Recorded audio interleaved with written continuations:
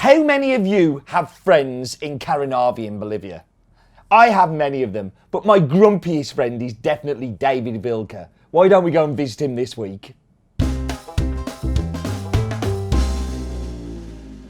So my grumpy friend David Vilca, we've been buying David for a number of years, and I've told this story a million times. Welcome to 1,000,001. But me and David first met, it would be about 8 years ago. And the first time I went onto the farm, I did my normal, I'm really excited to be there, because I am excited to be there, and bounce over to David and go like, "Hi, hola, buenos dias." That's as much as my Spanish goes. And this guy just looks at me and walks off. And I'm like... So I'm thinking, well, you know, shy, and probably has a lot of people turn up. So that year we cupped his coffee, loved it, bought the entire lot, went back the following year, and I'm thinking, oh, this year we're going to be friends. So I walk onto the farm and hola, buenos dias.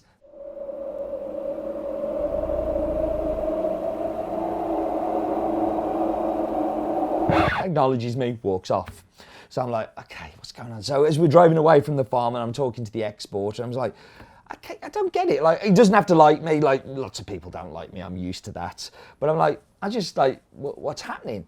And Daniela said, well, unfortunately, he used to be a diamond miner. And when he was working down the mines, he lost his hearing from all of the explosions and things like that. I'm like, well, surely you can have hearing aids or something like that. And they said, yeah, no, last year we gave him some money to go and get some hearing aids from La Paz. And next time they came, his wife had bought a satellite dish for the house so she could watch more TV. Which, if you've got somebody who's not talking to you, I guess you need some company. And what's better than Homes Under the Hammer in Bolivian? So you guys, and it may not be you guys because you may not have been buying then, but I put it out to you guys that if we put 50 pence a pack onto the price of the coffee for 1 year's harvest, we could raise enough money to pay for David's hearing aids. Yep, and we got hearing aids, and now when I go, he's still a bit grumpy, but at least he knows I'm saying things to him now, and he normally says hola back or buenos dias, but yeah, like, so it was just a really lovely positive thing. The farm is around about 8 hectares. It's very small. It's all his own land. He does all of the harvesting with the family. Everybody gets involved. His daughter, his granddaughter, everybody will get involved during the harvest time. And David is not, he won't mind me saying, he's not a spring chicken. He's a more mature gentleman, but runs around that farm like a spring chicken. He can get up the mountain while I'm puffing and blowing behind him while he's running up there. He definitely beats me at that one. So Bolivia is very much set into kind of two kind of producers. You have people that will deliver to a co-op, and there's not so many of those anymore. They're definitely disappearing. You have producers like David that own a plot of land. They've got coffee there. They will pick it, and they will deliver it to a exporter or washing station that will market it as a single producer and single farmer, but also will manage the relationship for somebody like me in Bolivia. So we know what David's getting paid, we can get right through to the detail, but I also don't have to deal with the exportation. And David's production is so small that he wouldn't be able to export it himself. He really needs that exporter to help.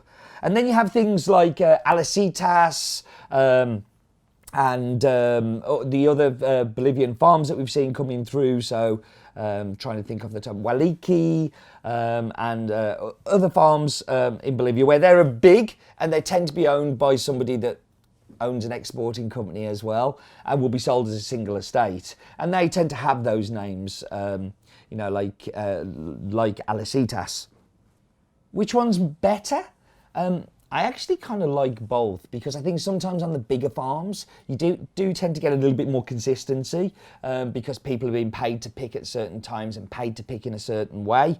But I also like working with people like David because I find I learn things and I think that we help feed back to him, so he learns things, and it's really like a lovely two-way conversation where we're improving together. And with a smaller production, he can focus on that quality a little more than a bigger farm where you may need lots of people to manage that and to make that happen. So I have rambled for long, and it is time for you to be entertained, edutained by Mr. Roland Glue and Roland's Daft Fact of the Week.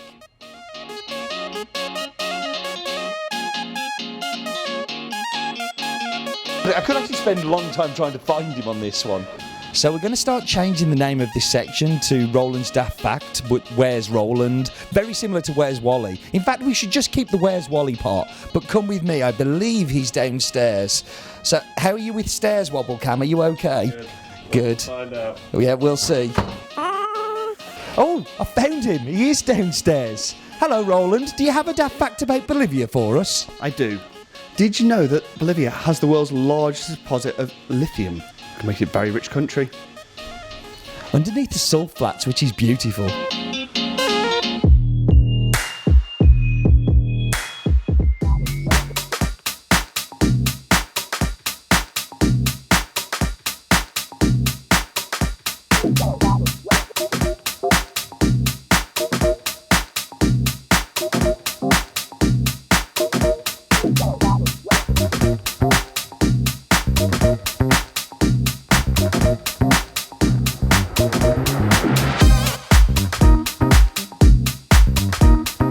Okay, so I've brewed the coffee. We have David Vilca.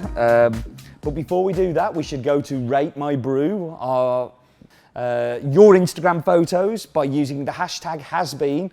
We will search through them and endeavour to pick out ones that catch our eye. And in particular, if you put your In My Mug bag in there or your In My Mug,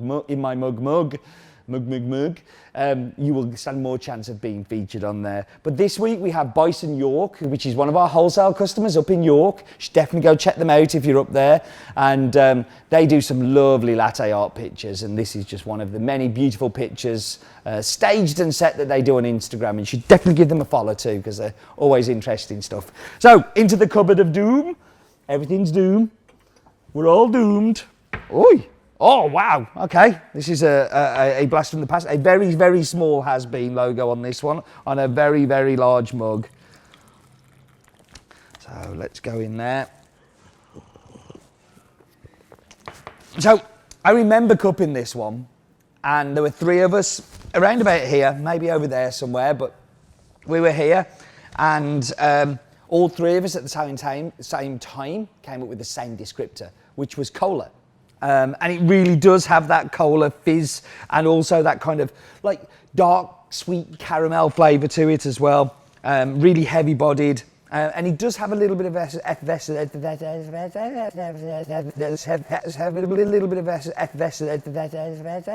to it.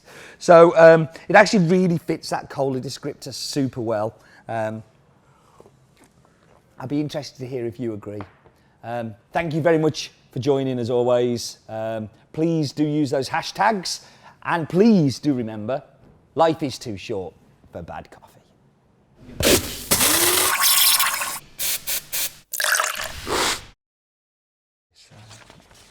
Oh, I picked up the wrong one.